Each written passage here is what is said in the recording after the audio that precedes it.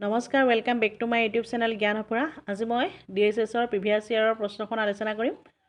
যদি ভিডিঅ'টো ভাল পায় লাইক কমেণ্ট কৰিব, শ্বেয়াৰ কৰিব আৰু চেনেলটোলৈ যদি নতুনকৈ আহিছে প্লিজ চেনেলটো ছাবস্ক্ৰাইব কৰিবলৈ নাপাহৰিবা। আজি প্ৰথম প্ৰশ্নটো হৈছে who was the founder of Maurya dynasty? Maurya বংশৰ প্ৰতিষ্ঠাপক কোন আছিল? ইয়াৰ উত্তৰটো হ'ব option number B Chandragupta Maurya. Next প্ৰশ্নটো হ'ল which Macedonian king invaded India in 326 BC? ইয়াৰ উত্তৰটো হ'ব option number D Alexander the great. Next প্ৰশ্নটো হ'ল who was the son of Humayun? হুমায়ুনৰ পুত্ৰ কোন আছিল? উত্তৰটো হ'ব option number A Akbar. Next প্ৰশ্নটো হ'ল which religious leader of Bengal টুক পাৰ্ট ইন দ্য ভক্তি মুভমেণ্ট? বংগদেশৰ কোনজন ধৰ্মগুৰুৱে ভক্তি আন্দোলনত ভাগ লৈছিল? উত্তৰ হ'ব অপশ্যন নম্বৰ চি চৈতন্য।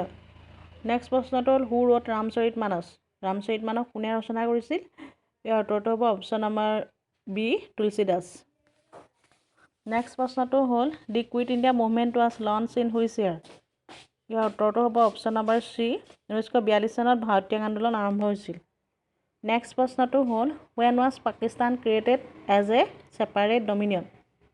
পাকিস্তান এখন বেলেগ ৰাষ্ট্ৰ হিচাপে কেতিয়া সৃষ্টি হৈছিল? ইয়াৰ উত্তৰ হ'ব অপশ্যন নম্বৰ এ 1947 চনৰ 14 আগষ্টত।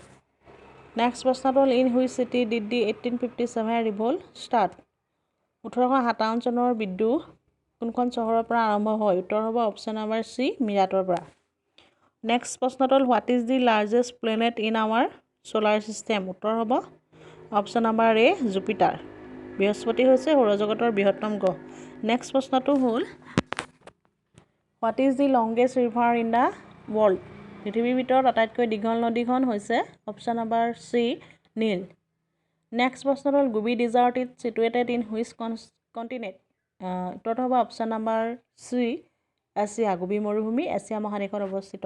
তাৰপিছৰ প্ৰশ্নটো হ'ল which among the following is the highest plateau in the world? পৃথিৱীৰ ভিতৰত উচ্চতম মালভূমি কোনখন? উত্তৰ হৈছে অপশ্যন নম্বৰ বি পামিৰ মালভূমি। তাৰপিছৰ প্ৰশ্নটো হ'ল what is the capital of Japan?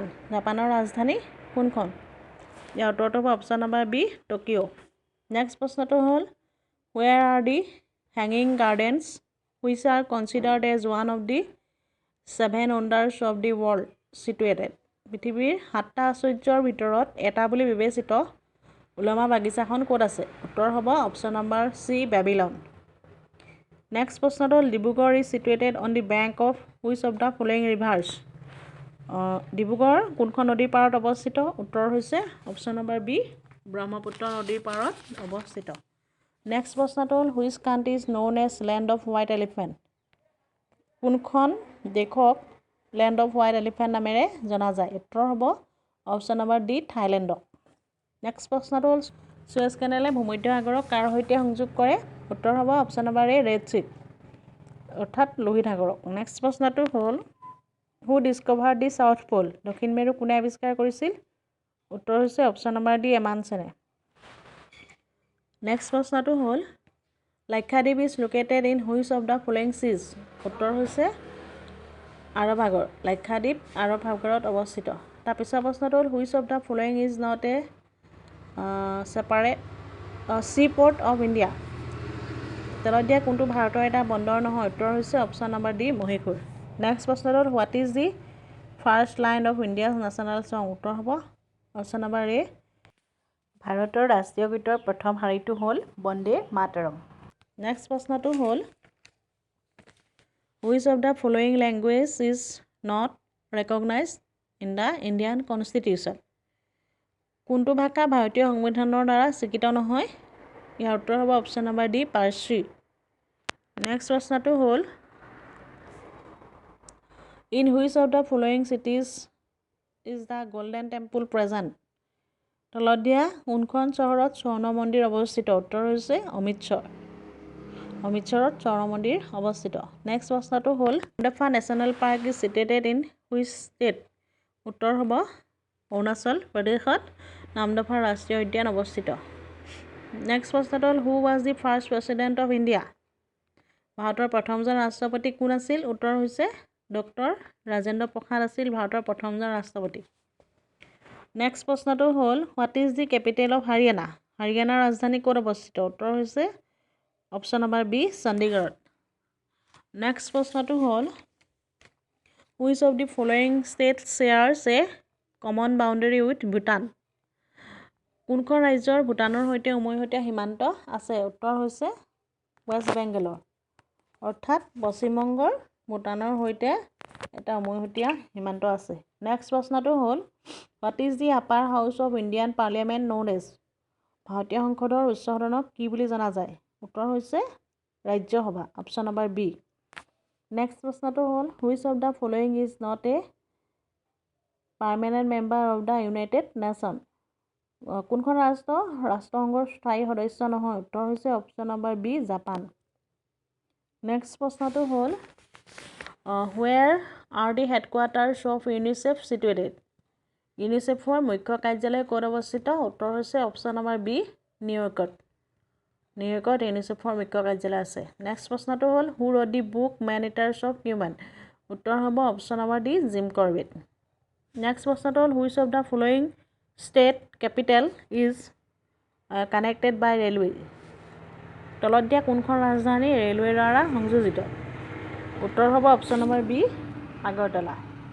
Agartala ৰাজধানী ৰেলৱেৰে সংযোজিত নেক্সট প্ৰশ্নটো হ'ল what is the largest mountain range in the world পৃথিৱীৰ ভিতৰত সকলোতকৈ ডাঙৰ পৰ্বতমালা কোনটো উত্তৰ হৈছে দি এণ্ডিজটো হৈছে পৃথিৱীৰ ভিতৰত আটাইতকৈ ডাঙৰ পৰ্বতমালা আৰু হিমালয়টো হৈছে উচ্চ পৰ্বত নেক্সট প্ৰশ্নটো হ'ল what is the largest creature on the earth পৃথিৱীৰ ভিতৰত আটাইতকৈ ডাঙৰ জীৱ কোনটো উত্তৰ হৈছে option number D blue whale নীলাতিমি পৃথিৱীৰ ভিতৰত আটাইতকৈ ডাঙৰ জীৱ নেক্সট প্ৰশ্নটো হ'ল Makalu 1 is a mountain peak of Makalu 1 কাৰ পৰ্বত শৃংগ ইয়াৰ উত্তৰটো হৈছে মাকালু 1 হিমালয়ৰ পৰ্বত শৃংগ নেক্সট প্ৰশ্নটো হ'ল Kabul is the capital of Kabul কোন দেশৰ ৰাজধানী উত্তৰ হৈছে কাবুল আফগানিস্তানৰ ৰাজধানী অপশ্যন নম্বৰ চি নেক্সট প্ৰশ্নটো হৈছে দি বৈকাল লেক ইজ চিটুৱেটেড ইন বৈকাল হ্ৰদ ক'ত অৱস্থিত